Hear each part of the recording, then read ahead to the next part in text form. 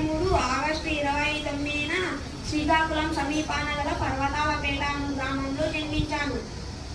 తెలుగు భాష అభివృద్ధికి నేను చేసిన కృషిని గౌరవిస్తూ నా జయంతి అయిన ఆగస్టు 29వ తేదీని తెలుగు భాష దినోత్సవంగా జరుపుకుంటాం. ధన్యవాదాలు.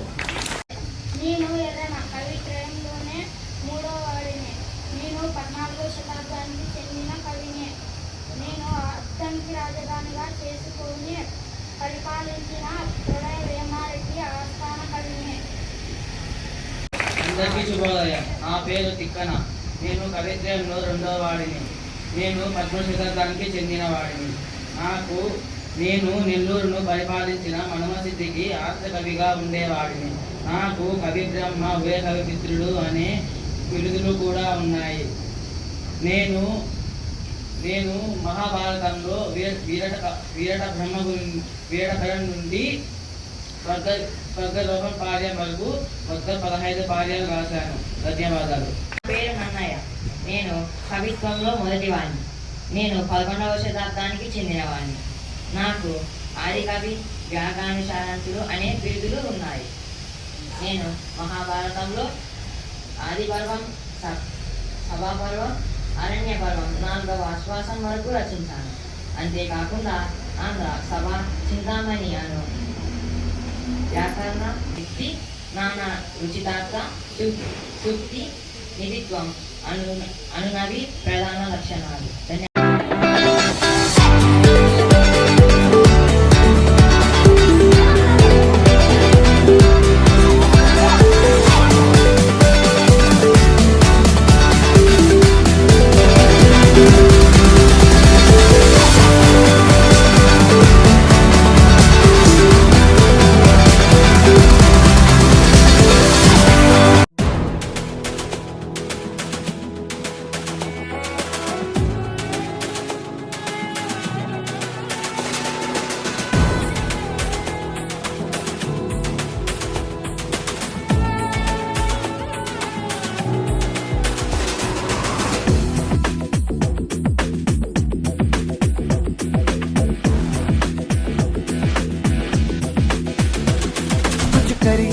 कुछ करिए नस नस मेरी खोले, हाय कुछ करिए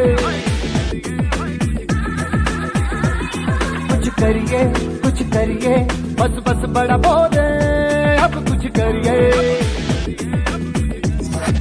ओ कोई तो चल सिद्ध फड़िए, तू बेतरिए, कुछ करिए बस बस बड़ा बोले, अब कुछ करिए। ओ कोई तो चल सिद्ध फड़िए, तू बेतरिए या मरिए, हाय कोई तो चल सिद्ध फड़िए, तू बेतरिए या मरिए। चक दे गिल्लिया, चक दे गिल्लिया।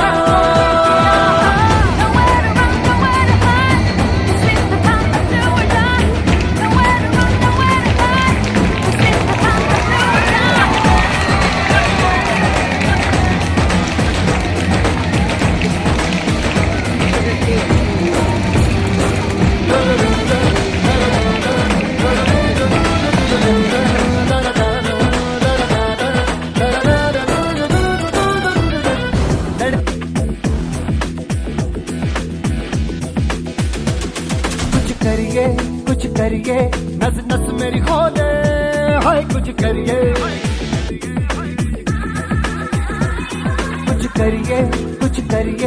बस बस बड़ा बोले, अब कुछ करिए।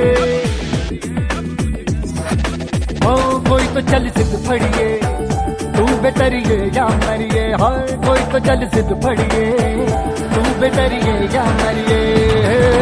चक दे